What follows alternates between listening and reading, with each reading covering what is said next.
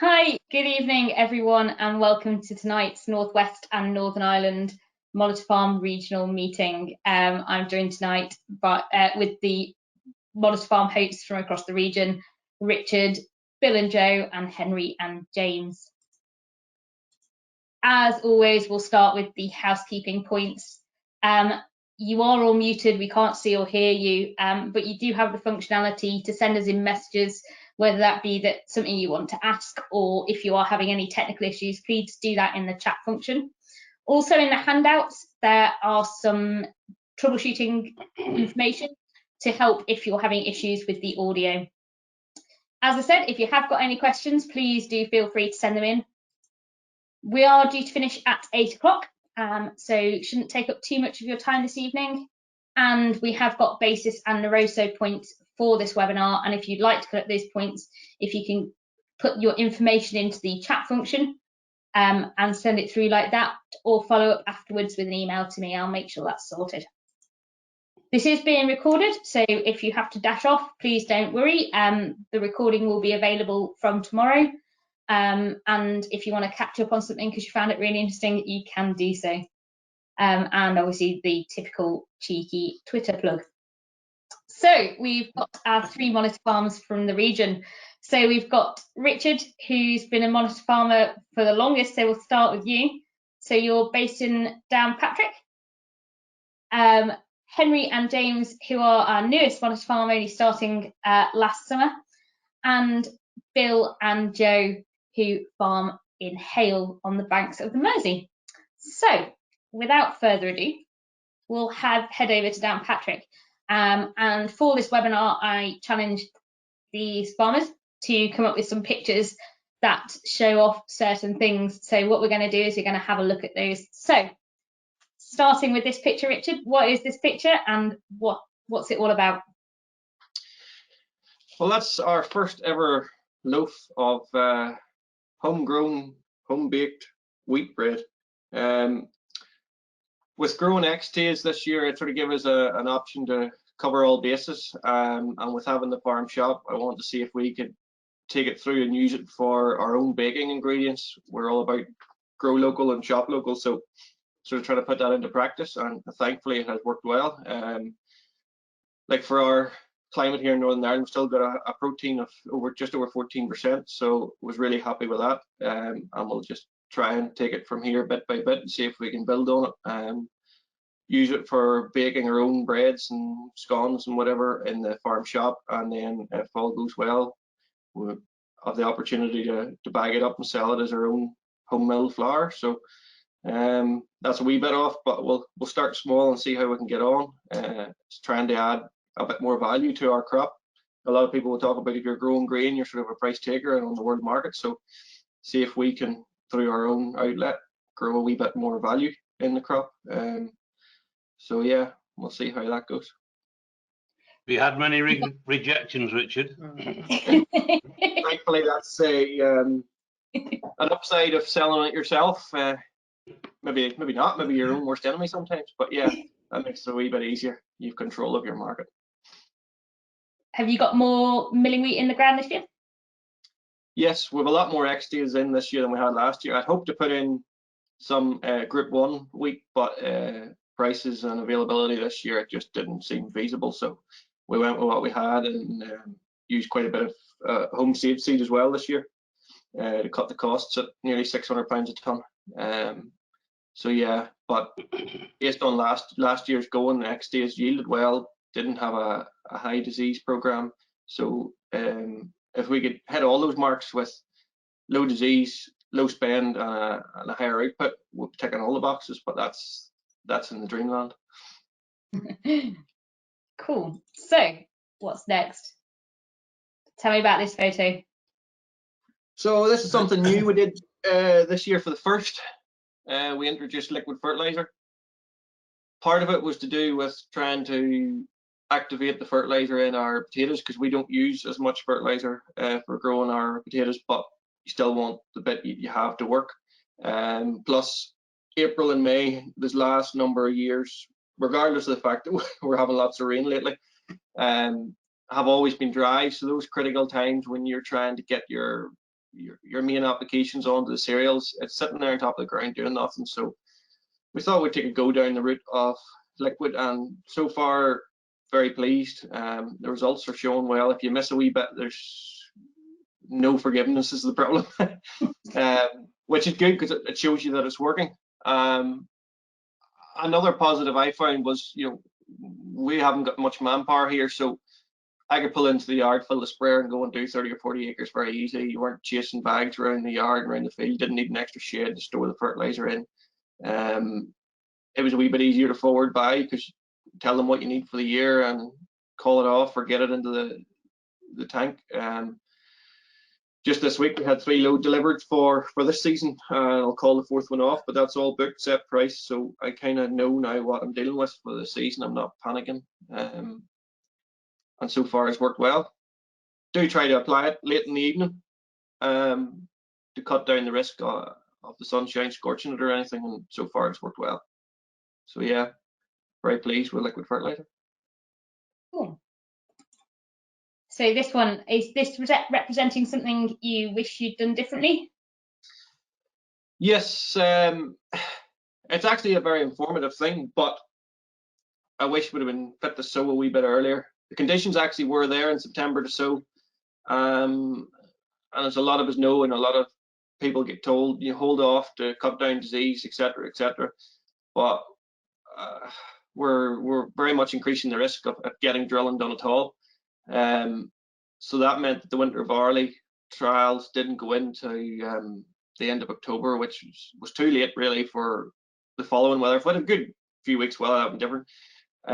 But this sort of highlights that line straight down the middle is the tram line between conventional cultivation for the last number of years and the start of our first direct drill plot. And over the last 2 or 3 years, the worm activity and everything in those plots is colossal.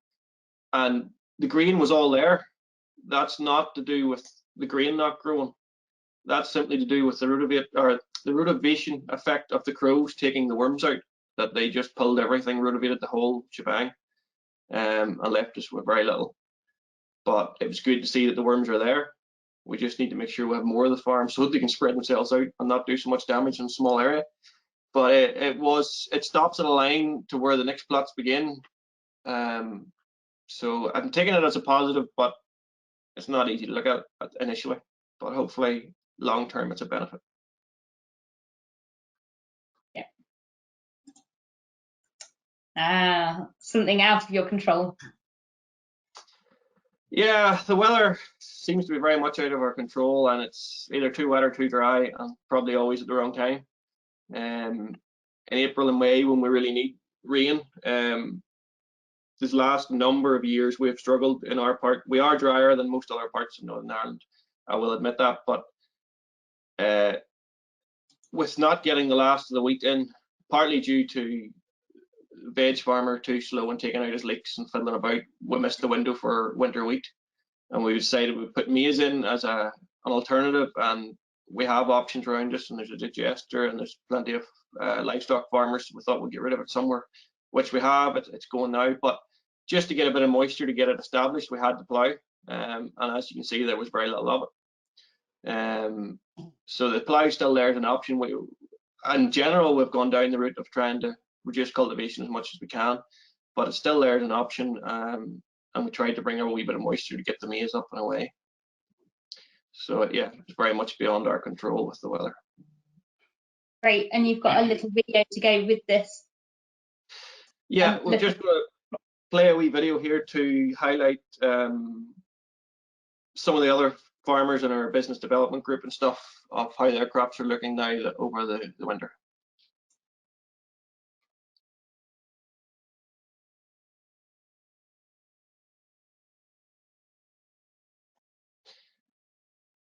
So that was just initially showing that we had a wee bit of snowfall earlier. This is one of my neighbouring farmers who works with a Clayton drill, and his winter barley is looking first class. You couldn't fault that. But then if we come into wheat that's after potatoes, again, the weather's been poor afterwards and awkward to get in. Like the rest of us, there is puddles and bare patches, and it is going to reduce the overall area. A neighbour on the other side, he floods from the Coyle Basin, as it rains, the Moor Mountains flood the whole way down. A lot of his farm floods. There's a picture of rye. The right has been min-tilled, or direct drilled actually, and the left was ploughed and one passed. So there's quite a variation there. If we head up to the northwest, this Kraft malting winter barley, which again is looking very good. And then we have the contrast with some of his wheat after potatoes, which is looking a wee bit waterlogged and a wee bit sick, but hopefully it'll come out of it.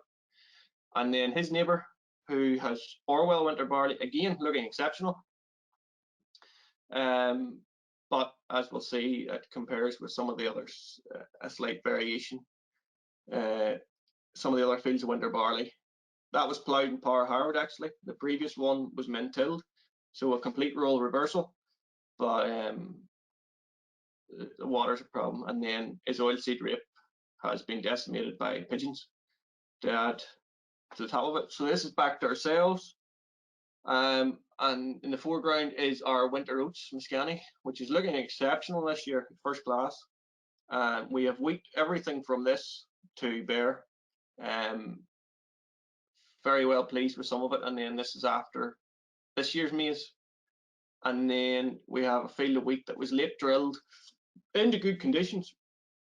After potatoes, we waited for the rain to stop and to dry up and got good conditions. But again, crows had nothing much else to eat, so they thought this was very handy, and they have stripped it as it's come up, which you can see we've pulled the wee bits out everywhere. So we're probably going to have to re-drill that with spring barley. Yeah. That was just a wee quick roundup to show the variation, and that, you know, across the whole of Northern Ireland we have a range from some excellent crops to some that's going to be wiped out. And I think the consensus with most of us would be that there's around or up to 25% of all winter sown crops are going to either be not much use or going to be re-drilled in the springtime. So it's been another difficult winter. Some crops have established and have done really well that have got in the right conditions, but once the rain started to set in, then with other crops have struggled. Are you guys in similar situations, do you think, Bill and Joe? Have you lost any for the weather this year? Oh yes, yeah. All over the place. So. I think it's just too much water, full stop. You just, anywhere that's lying wet, anywhere it's lying dry looks good. Simple, steady, no great sort of science to it. Yeah. And further north, at Penrith, how's it looking? Yeah, there's a couple of bits that don't look too clever, particularly some bits that were drilled and then suffered with heavy rain straight after. There's some wheat that we drilled after beans, and there's more beans than wheat in it. So yeah, it's not.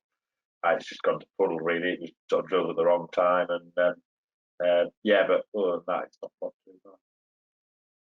And from your weather data, is it wetter this year, last year? What do you think?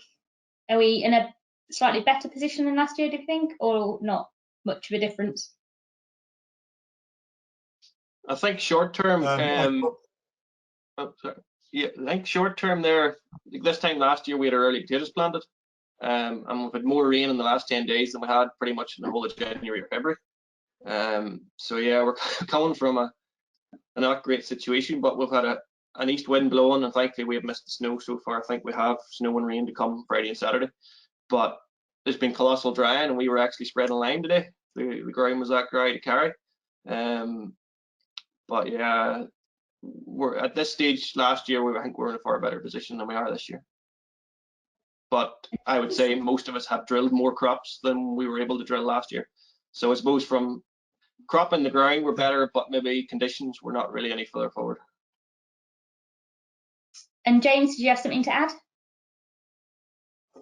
Yeah, just a comment on the rainfall. That yeah, it's been drier. I'm not saying it's been great, but January for us was about 4 inches this year, whereas last year it was nearer 6. So it's been a little drier than last year. Our average rainfall last year was about 6 inches above the 30-year average. So we were about 40 inches last year. whereas our 30-year average is about 34.5. Yeah, it's been another tough one all over the place, and hopefully it will even itself out over this year, but we won't end up in another drought. So fingers crossed for that. And then this picture, which is something you want to find out more about and do more with, or what's this telling us? Yeah, I suppose this is sort of leading on to, can we mitigate better against some of these weather events? Can we have a greater infiltration rate or water holding capacity in the spring and the dry spells? Obviously that's the ideal scenario. It works both ways. You can drain it in the winter and hold it in the spring. And you hear lots of reports of these regenerative farmers that can do it, but I'd like to see it in practice or in figures. Now I do believe what we're doing is working, and the drilling trials we've done actually this year, some we probably should have been doing sooner, but we're doing infiltration tests and things on each plot, and it's actually staggering that consistently the plot that's direct drilled with a Clayton drill has 4 times the infiltration capacity of any of the 4 plots that have done with a plough, which the first couple of times I thought, here, I'm going to have to take this test again because it can't be right. But consistently, the ploughed, the cultivate to the direct drilled, it nearly doubles each time. And we're only 2 or 3 years down the line of the cycle, so I think going forward has a chance. But cover crops this year have struggled again. I tend to drill them slightly later because I don't want massive mass, because conventionally we're going straight in with potatoes afterwards, and I don't want too much green matter to try and destroy. But the balance again, the same as sowing the cereals, between missing your window and the wet weather coming in holding you back, has held them back. They are still helping and working, and I think that picture shows well enough that the roots are getting down. We're getting that organic matter most into the soil. I drove across that field with the pickup to do my soil samples, and I couldn't have done that with many others. So it is helping, but this combination of getting your cover or catch crop in successfully, and how your drilling technique affects your soil structure and your drainage, etc., that we can maybe be more resilient when it comes to these weather events that are causing a real headache when we're trying to grow crops. So that's what I would really like to push on now and explore and see if we can improve on that. Great. Yeah, no, that's a nice overview. So we'll have a look at Hale. So Bill and Joe, what's this photo tell us about? That was our first crop of potatoes this season. Crop of accord, which were an excellent sample, very proud of them. And yeah, that was, there is a little video with this as well that Joe and I sometimes play to ourselves in November when we're harvesting in the rain, and we just remind yourself what it used to be like at the end of July. Don't worry, we can share that with everyone so we can get a taste of how good those potatoes are looking when you are harvesting. So we'll just quickly play that for everyone.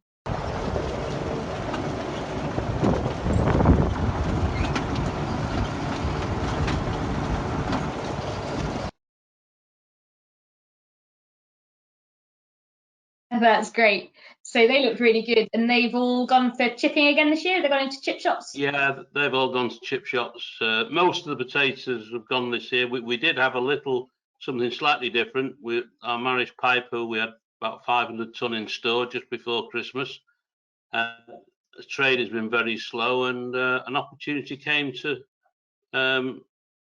Well, it was an opportunity due to Brexit, to be honest.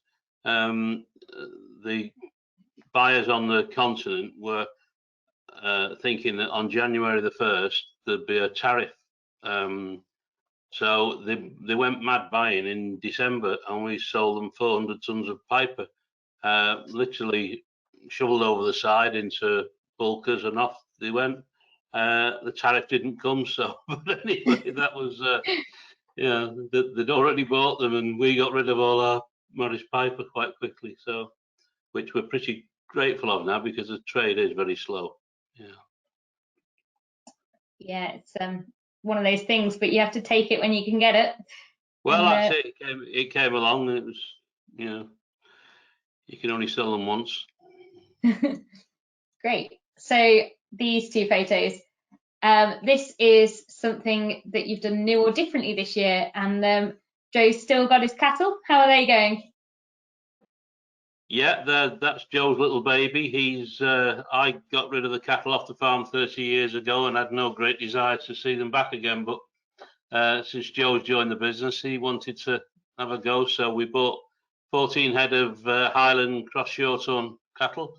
We have a marsh which we could put in a scheme, and that was the idea of it. We try and get some money out of it. We used to rent it out to various people in the past, all with problems and very seldom getting paid for it. So we decided to put those from the cute looking Highland cattle, and yeah, we're just debating now or Joe's debating whether he's going to sell some or not, because the price of stores has gone up. So we'll wait and see.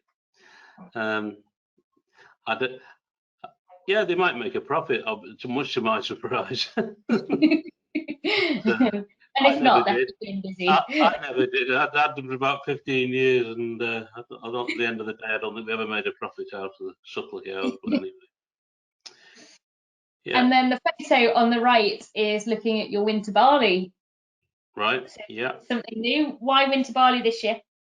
Well, we've not grown winter barley because we've never needed to. We've maximised on first wheats. We've had potatoes in the rotation, oilseed rape. This year we didn't get the oilseed rape sown. We were late sowing it last year and it was a disaster. And we took a view that if we don't get it sown in time this year, it's not going to get sown at all. So that's what happened. And we put winter barley in instead. And that field actually is, that's 2 years of non-cultivation. And it's looking, well, say non-cultivation, no depth of cultivation. It's just had a light cultivation for the 2nd year running. And to be honest, during this wet weather recently, it's one of our heaviest fields. And apart from one day when there was one end of it had a foot of water travelling across it, but that was coming off from over the road and was only passing through. And it's it's been very dry, and sort of, yeah, it's encouraged me to sort of, that maybe what we are doing is going in the right direction. Because there are times when we look at some of the establishments of the non-tilled stuff, you do question whether you're going up the right path. But yeah, that's definitely been encouraging. So yeah, no, it's great, and it's a journey all three of you are on, if that makes sense, looking at all the different options, and it's great to see the progress, and you're all coming away with very similar messages. So it's great. And then something you sent, this one's cover crops. So what do you want to do with cover crops? Get them sown in time. We've decided that as the combine goes out to the field or the baler goes out to the field, we're going to sow our cover crops. We do put things in with a certain amount of sewage sludge goes on. We have digestates and other things, but we've decided in the past we've sort of left it. We've sort of false sense of security. We've got plenty of time, but now we've decided that the first job is sow the cover crops, and then if we did need to put anything else on afterwards, we'll do that. But we must get it established this year. To be quite honest, there's most of the cover crops that well, we had a batch of seed that was a bit dodgy, and then we had some cover crops we sowed after rape, and the cover crop was volunteer rape. But it did a good job. It did it did what was we sort of scratched our head and said, well, why did we sow a cover crop? Because it was a carpet of volunteer rape. It soaked up all the nutrients from the digestate and everything and did the job. So yeah. I think there's a lot to be said, and some people talk about just letting all the weeds go and things like that. And if you've got something in the ground, is that better than nothing? Probably. Yeah, great. And these are probably 2 photos that I've seen the most this year, because these have had quite a lot of publicity. So what are we looking at? You're looking at anybody who saw the photographs last year where the flower margins were those beautiful flower margins, that's what they look like now. And the field on the right, we have a public footpath which runs along the banks of the River Mersey. You see Hale Lighthouse in the corner there. And this photograph was taken by Ollie when he went with his girlfriend for a ride on a bike one day, and he was astounded when he came back and he said, "Just look at this." I said, "I know, I see it every day."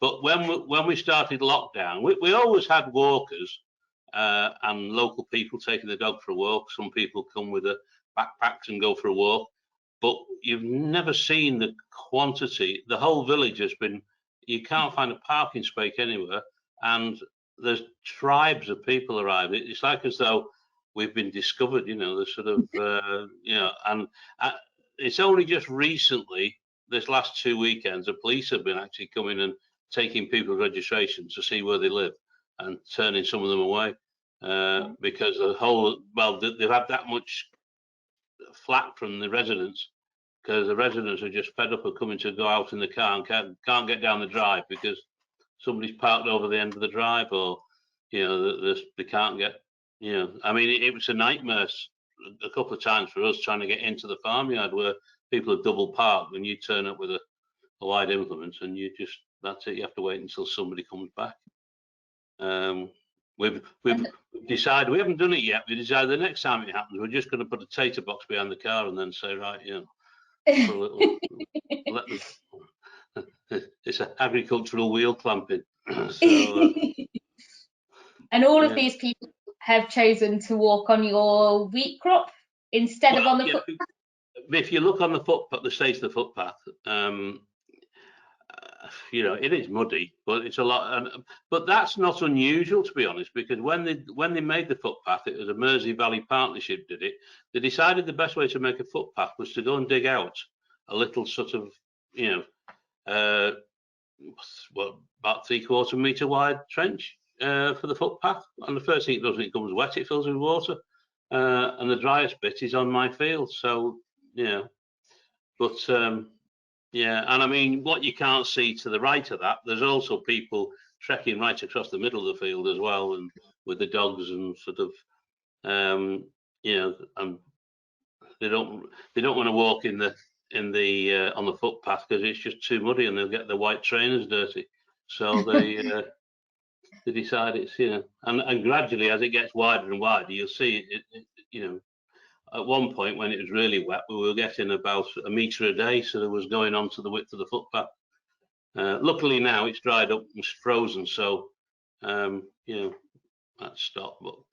But with one solution today, we've been spreading some very well rotted compost, which has gone all over one of the fields. So we were just amusing ourselves today.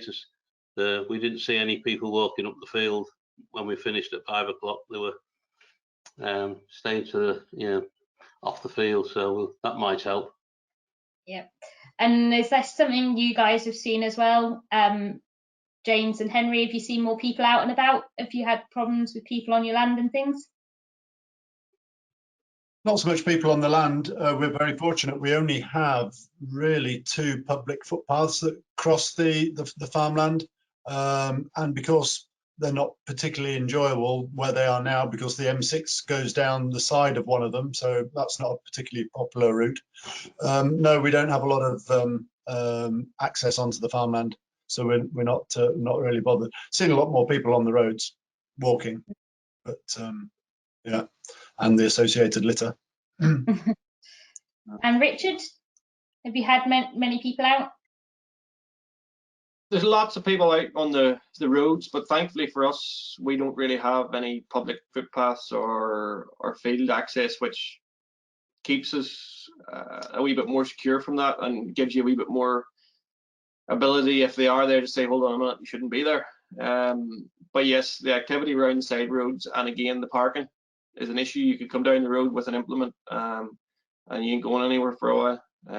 You'd be very tempted to get the pallet forks from the JCB and just remove the object. But unfortunately, the general public, who in these circumstances are coming from towns more so, it's not the country folk that's walking the country roads, just having a clue what's going on. It can be frustrating, but thankfully we're not in as bad a situation as the rest of the guys here with the footpaths and stuff. So yeah, it's certainly one of the problems with farming on the urban fringe, I think, and COVID has pushed a lot more people out. I've never seen so many people running as when they suddenly announced that we were in a lockdown. It's the new sport of the times, and it's like none of these people ran before, but it's certainly encouraged a lot of people out walking as well. So just a note on that, Michelle. If you talk to Ollie never stops going on at me about.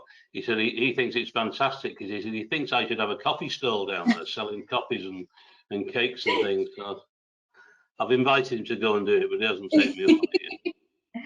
I know Richard's got a very good tea room that could supply cake.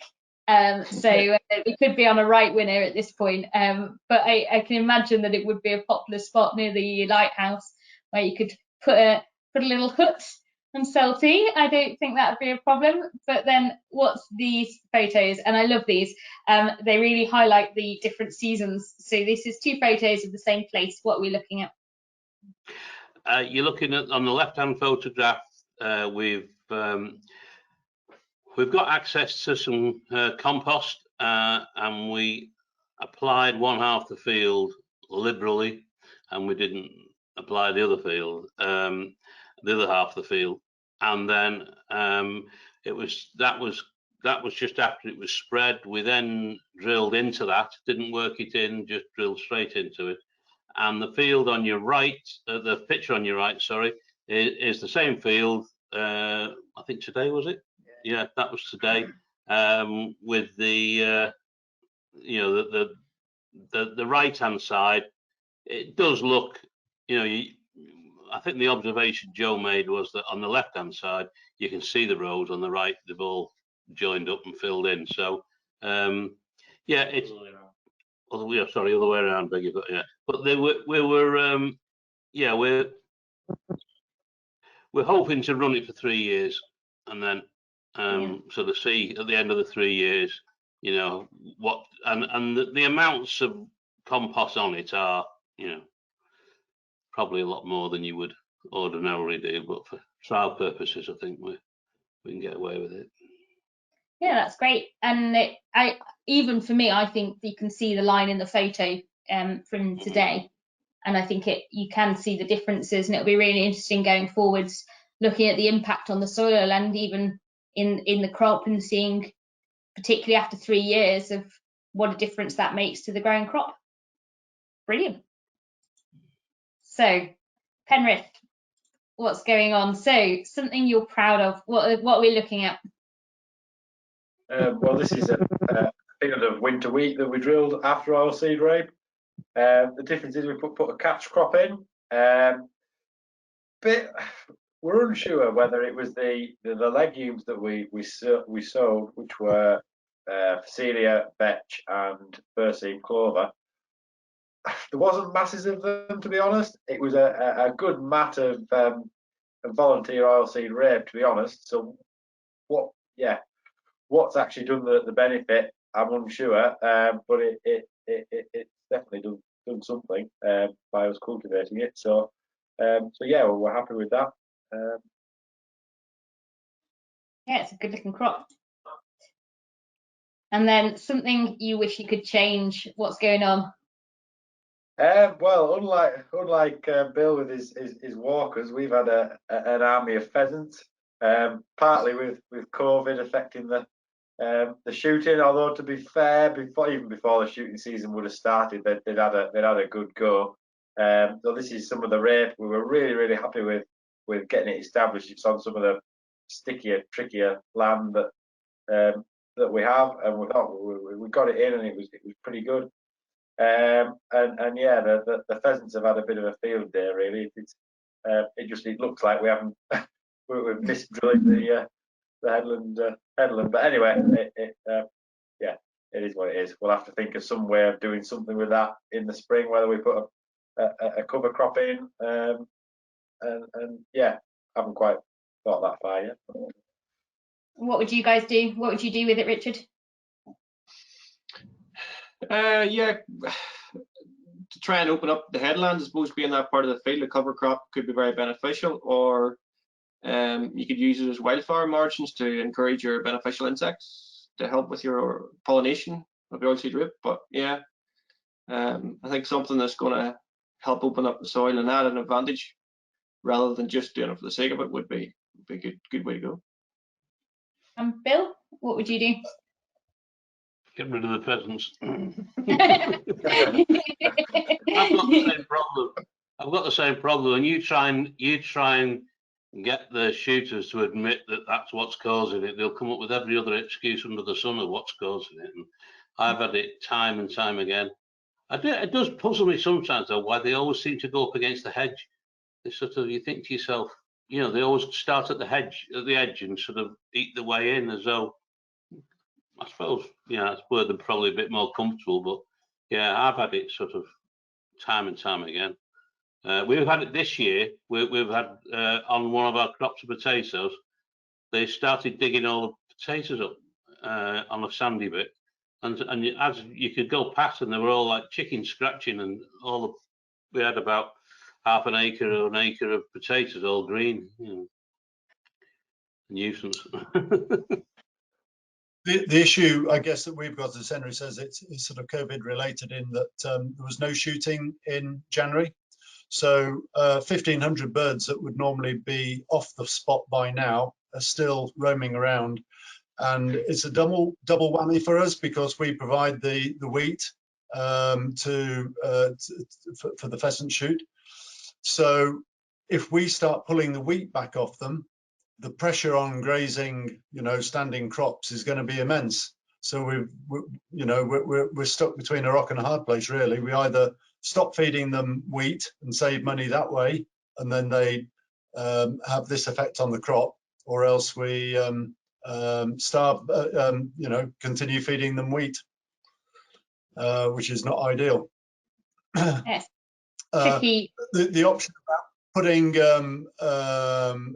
wildflower mixers or pollinate mix on the side of the oilseed rape to benefit the oilseed rape, actually it'd be too late. There would never be anything established flowering wise to come on at the same time as the rape. So I think a cover crop on that type of ground would be quite good. It's quite clayey ground, and it would help to open up the clayey ground. So, what you could change? Yeah, we're just trying to drop the plough.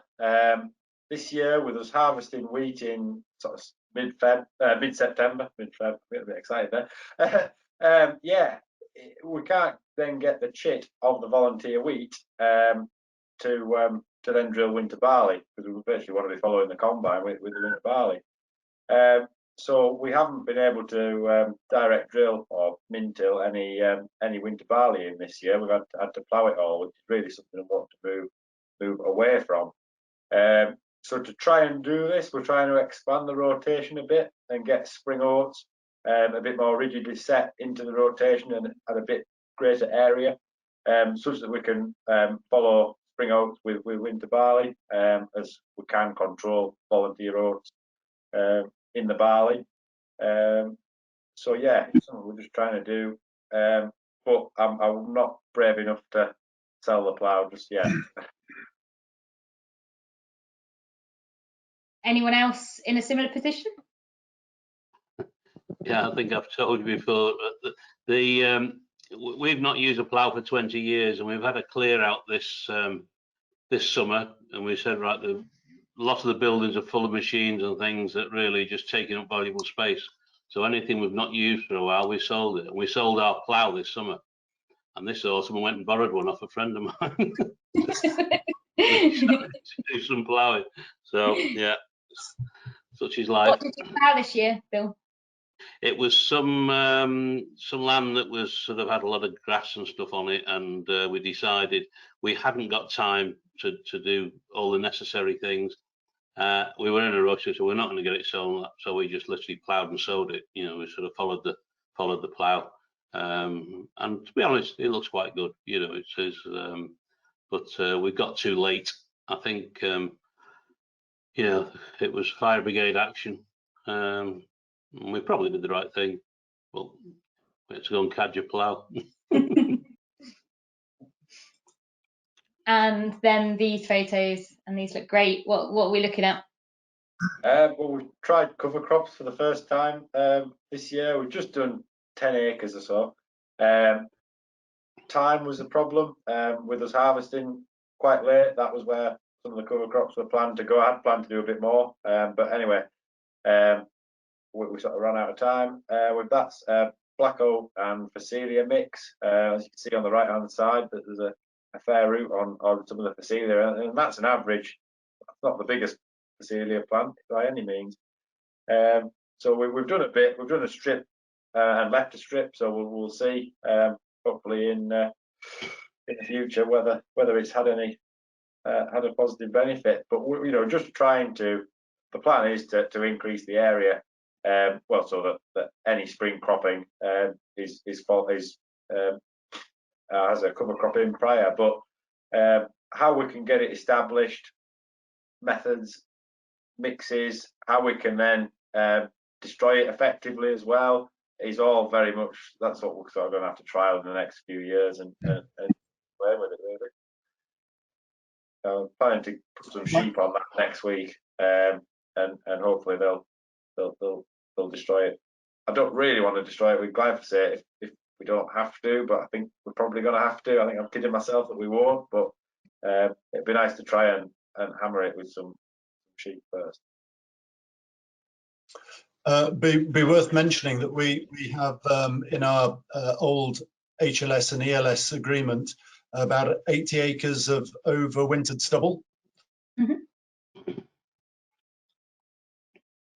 We leave in his stubble over the year, over the autumn and winter. But we've never really found that, you know, from a wildlife point of view, it actually adds much to, you know, the environmental benefit.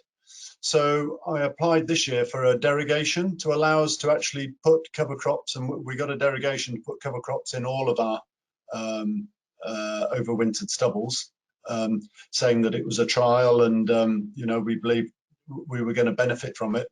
In the eventuality, as Henry said, it got too late to sow some of them. So this was just one of the ones that we did manage to get in.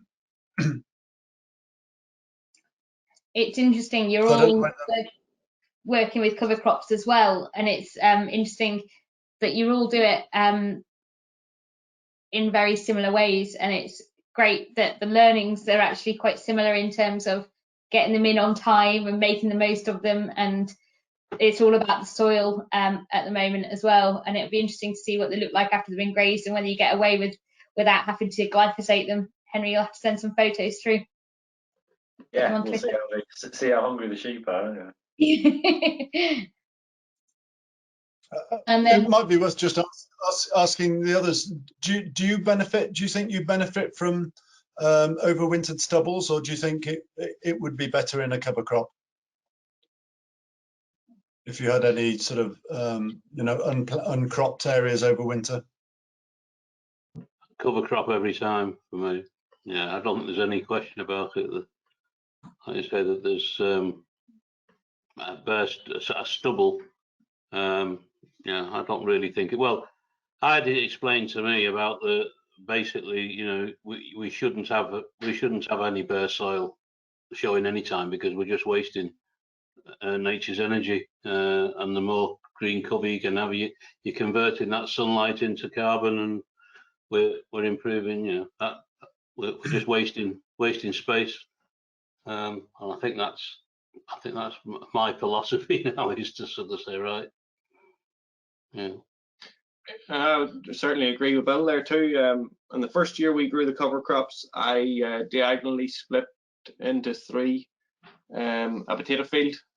sowed 2 different rates and left bare stubble, and cover crop definitely won out. And my father would be very much, oh, what did you bother with that for? And coming around to the autumn time, my dad says, "Have you any more of that cover crop ordered for next year?" Definitely something in the soil all winter. And for us, if you're coming out of a wet spring, the travelability and the workability of soil is so much better compared to just leaving it bare. And as James says, from a wildlife point of view, the only thing we really get different in the soil, but again, generally we're in and have the potatoes planted, is our green lapwings and stuff will lay their nests in the soil, but they generally do it after the soil's been cultivated and the potatoes are planted. So the fact that the cover crop's there isn't making any difference. So to me, we're benefiting more having a cover crop than the bare stubble.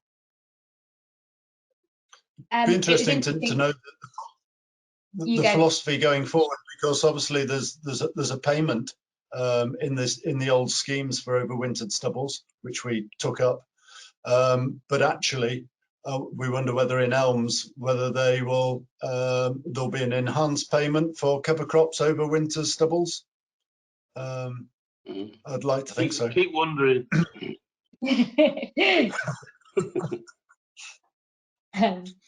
Yeah, it's interesting, and from both when we went with Liz Stockdale to Richards and to Bill's, we looked at 2 different areas that had a growing crop and that didn't have a growing crop, a cover crop, and there were already differences in worm numbers and things like that. And I think there's a lot to be said about having something roots growing in the ground. Whether you can profit from the cover crops or use them for your sheep and things like that, I think there's obviously going to be a benefit that if you've got food for sheep in winter, I don't think that's going to do any harm either. But I think there's certainly something to be said for having growing roots all the time.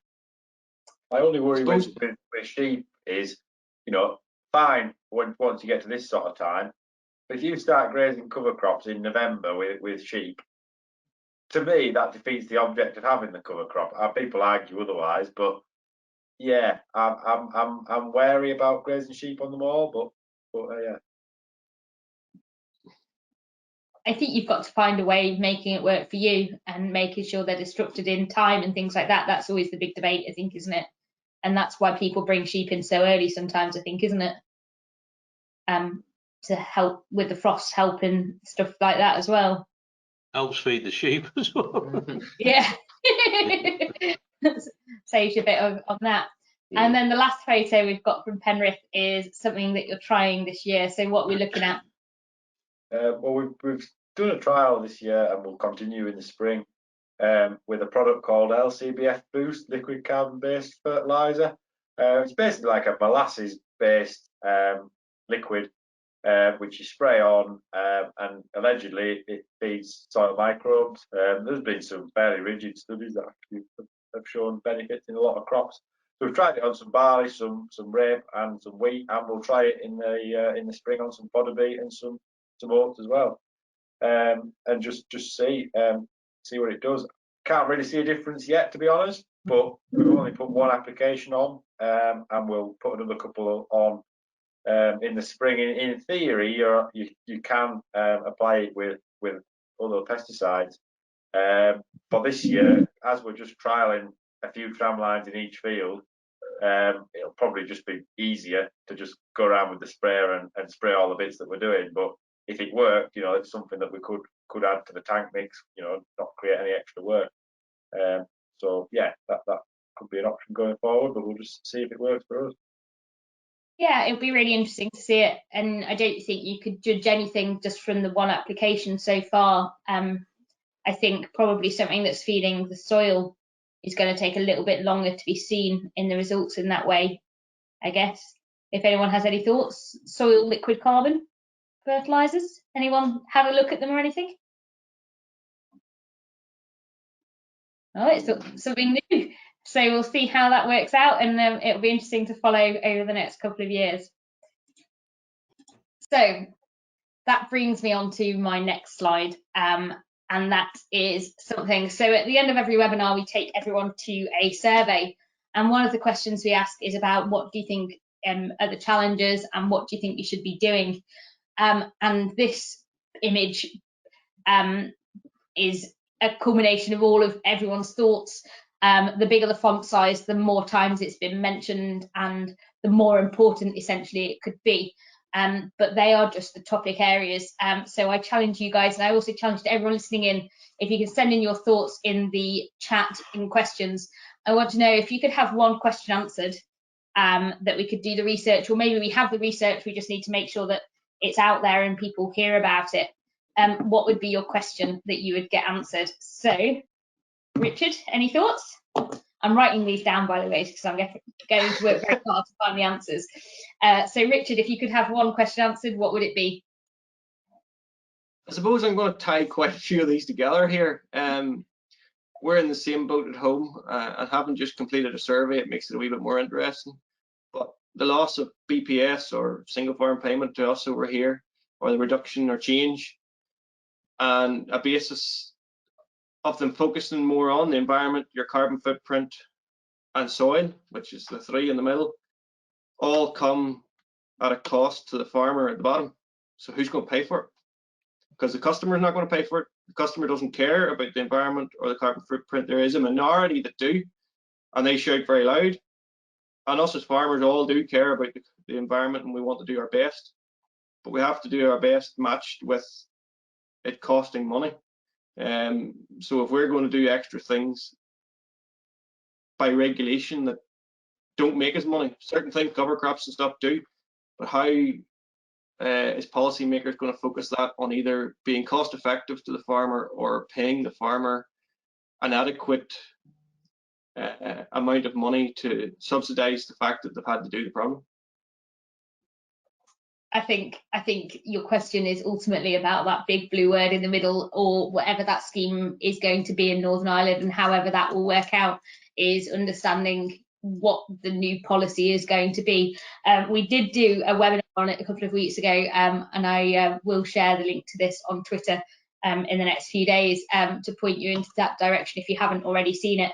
And I think you're one of many people from the size of that font that is interested in knowing what the future of payments and how it's all going to work out is going to be. Fab. Bill and Joe, if you could have one question answered, what would it be? My main interest is, I think, well, if you look at the carbon, the elms, all the other things that are hot topics at the moment, and I'm going to get shot for this, I think you just ignore them. We get on and we farm well, and we look at our soils, we look at what we're doing, and we make a good job of growing good crops. And at the end of the day, then you can look and see what's in it from elms, because it's no good asking what's in elms, because nobody knows, and they probably won't know for another few years, and they'll probably change it half a dozen times, and after 5 years, if it's like any other scheme that they've invented, they'll say, oh, we were up the wrong tree anyway, so we'll change it all. I sat on a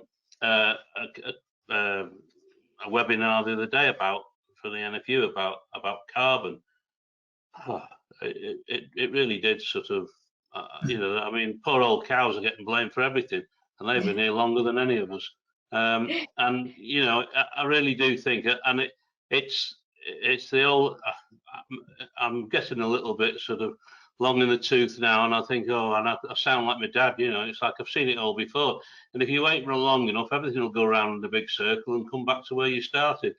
And here we are again. I think we're off on another sort of tangent that somebody, gang of politicians, are trying to invent a way of sort of doing it. I don't know how many schemes I've lived through now, but yeah, I think we just get on. We're proud people. We're proud of our farms. We're proud of what we do. Let's get and do it to the best of our abilities. Then we have a look and see if there's anything to make life a little bit easier, or if there's any money in it coming from other sources. But really, I think they'd have, you know, the politicians would have us all dancing around in circles, and as I say, we'll probably all come back to where we started. So that's my cynical view of the whole lot anyway. Sorry if it doesn't meet with everybody's expectations. No, I think farming well and using your soils and growing good crops is a great theory. I think it's something very important going forwards. Well, that's been the sort of yardstick for hundreds and hundreds of years, hasn't it? So, you know, I don't see any need to change it. Henry, what would you find out if you could find out one thing? Well, apart from the obvious question that everyone's thinking and no one can answer is what is Elm's going to be. How can we further improve our soils, be it with the rotation, with cover crops, particularly cover crops? You know, that's one thing that you know, you see there is plenty of literature out there, but not really up with us and in our sort of systems. So yeah, trying to find out what can work for us to improve our soil, and yeah, try and build that base to you know, grow good crops and keep good yields in what's going to be more adverse weather conditions going forward. Brilliant. And James? Yeah, maybe it's slightly different tack. Maybe my question might be: a lot of oilseed grape growers, particularly in the south, have come under pressure with the banning of the neonicotinoids. There are various other chemistry that have been taken off the market, and rightly so. You know, it all follows good research, no doubt. I just wonder whether a lot of the new schemes and new ways of sort of, you know, using cover crops and this sort of thing does rely very heavily on glyphosate, and there's a lot of bad publicity with glyphosate, and it'd be really nice to get to know really what damage soils are taking from glyphosate, along with other chemicals as well. But you know, if glyphosate went off the market, then you know, it would make us really think how we're going to farm, because it's, you know, a major part of our chemistry. So yeah, it's the unknown about glyphosate, I think, would be nice to know. Definitely, and I am looking for it. I know it's in there. I can't see it at this moment. It's definitely in there. Glyphosate definitely comes out, and it is something. And I will feed all of these in, and do keep sending them in from if you're watching at home, because what I will do is I will feed this information into our research teams to help steer where we work and what we're looking into and things like that. So if you have any thoughts, please do send them in. But obviously glyphosate could be, there we go. It's in this bottom corner. It's like spot the difference. But glyphosate is somewhat critical for things like direct drill and things. So we really need to fully understand the implications as well. Fab. So I'm going to keep going just because we're almost on time, and I did my very best to keep us going through. And I have asked a few of the questions that came in on the way through, so we will keep going. We have focused on the monitor farms in the northwestern Northern Ireland today, but it would be amiss of me to not mention the fact that we have monitor farms covering a lot of the country now. So if you are listening in from another area, don't hesitate to get involved with your local monitor farm. Linked with that, obviously you've heard from me tonight, but there are knowledge exchange managers covering the rest of the UK as well. We're all here to help. If there is anything you think of that we could maybe help with, please don't ever hesitate to get in contact with us. Hopefully you will have seen this as well. So Monitor Farm Mondays have been ticking along the entire way through winter. Hopefully you've been catching up with them, but if you haven't, there's still a few that you can join. They're Monday night webinars, 7 till 8ish PM, and we've got a couple left if you wanted to join. Along with that, we've got a couple of things coming up. So we've got Milling Wheat Week, where we will be looking at the winners of the Milling Wheat Quality Competition, running from the 23rd to the 25th of February. And we've also got the AHDB United Oilseeds Conference on the 26th. Hopefully, because of the fact you've managed to join this webinar tonight, you will have heard from us directly. But we do send out various event emails along with things like the Grain Market Daily or Weekly. Any new publications, hopefully you've seen that the recommended list came out a couple of weeks ago and new publications get sent out. You've got Aphid News and also Arable Focus that are all still coming out quite regularly. If you're not receiving them but you would like to, please get in touch. And if you think you were receiving something but you've stopped receiving it, please let me know, and I can do my very best to make sure that you start receiving it again. We have been sending out monthly emails, keeping you up to date of everything that's going off, because there has been an awful lot of webinars, and hopefully you found them useful. And if you'd like to get a copy of it, let me know. Or alternatively, you can go to the Keeping in Touch website and fill in your contact details there. All that leaves me to say is, please, when you leave this, if you can complete the survey. Again, you'll be asked about your thoughts on the challenges and what we could be doing. Please do fill those sorts of things in. They're really handy when trying to plan research for the future and things like that. So we do take all of your thoughts into account. This has been recorded, so the recording will be available after this webinar. So please, if you've missed it or you'd like to go back over it, do check that out.